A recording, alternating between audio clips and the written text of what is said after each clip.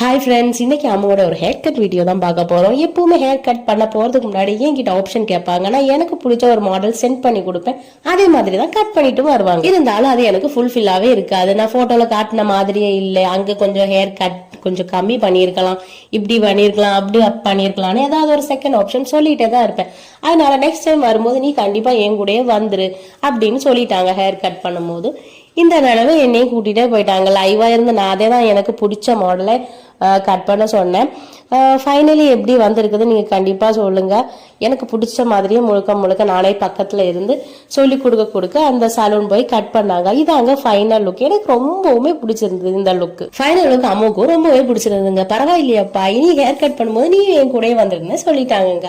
அப்புறம் என்னங்க hair cut பண்ணிட்டு பக்கத்தில் இருக்கிற ஒரு குட்டி ஷாப்ல ஒரு ஃபில்டர் காஃபி, ஒரு சீஸி கார்ன் சாண்ட்விச்சும் சாப்பிட்டுட்டு அப்படியே வீட்டுக்கு வந்தாச்சு. வீடியோ பிடிச்சிருந்தா லைக் பண்ணுங்க. பாய்.